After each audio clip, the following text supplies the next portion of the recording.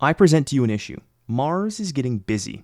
There's already a number of probes on the surface and in orbit of the red planet. NASA and other space agencies already have a number of future missions lined up, not to mention NASA wants to put humans on the surface of Mars, as well as whatever SpaceX is up to. All of these missions require data, and that data has to be transmitted one way or another. The results of science experiments have to be sent back to Earth, and probes have to receive command and control signals. But this does not happen for free. Transmitting over long distances is very power intensive, not to mention doing that at a high frequency for large bandwidth is even more so. Therefore, probes on the surface of Mars save their own power by transmitting to a relay in orbit. Currently, we use the Mars Reconnaissance Orbiter and the MAVEN mission in order to send data back to Earth. However, there's a couple problems. Firstly, the MAVEN mission is on a highly elliptical orbit. This means its line of sight is patchy, and it's not really suited to be a communication relay. And the one that's currently used, the Mars Reconnaissance Orbiter, is almost 20 years old, and it will fail. It's not a matter of if, it's when.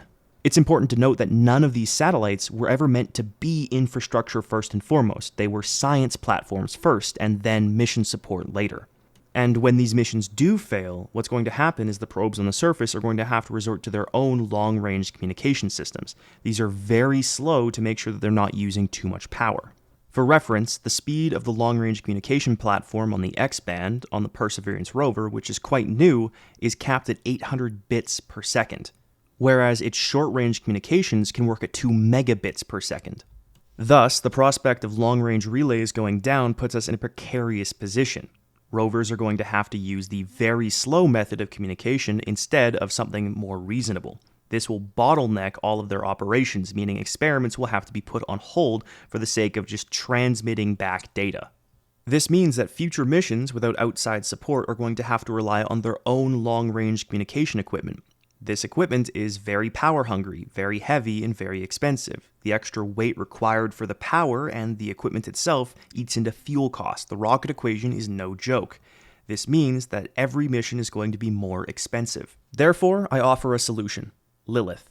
A satellite designed to be science second but infrastructure first, so that future science missions can act with more streamlined communications, knowing that there is going to be a method for them to communicate with Earth at high speeds and with high reliability. Lilith is designed to be a store and forward communication relay, taking data from the surface of Mars and transmitting it back to Earth as its onboard software, similar to that of Mars Express, deems necessary. To facilitate this, Lilith is equipped with a long-range, high-speed communication platform, and to communicate with probes on the surface, it has short-range, higher-speed transceivers to give command and control signals and to receive data to relay. To meet the power needs, though, Lilith is equipped with 2 radioisotope thermoelectric generators for baseload power and thermal regulation, as well as a complement of solar panels and a battery backup. In addition, Lilith's onboard systems include enough compute power to be able to handle all the bandwidth coming to and from the satellite, as well as enough parity storage to make sure that at least 64 gigabytes of data can be stored on the platform before being transmitted. An onboard system, similar to that of Mars Express, also determines when communication is necessary. The mission is almost painstakingly boring.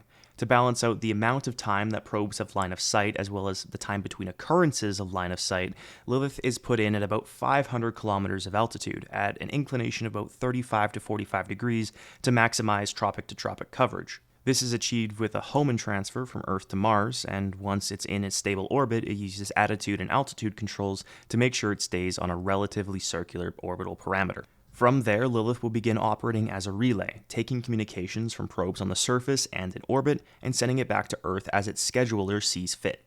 The result of this is that while Lilith herself doesn't do any science directly, she multiplies the effectiveness of future missions, giving future probe designers something to lean on, knowing that she's always going to be up there in the sky, letting them phone home.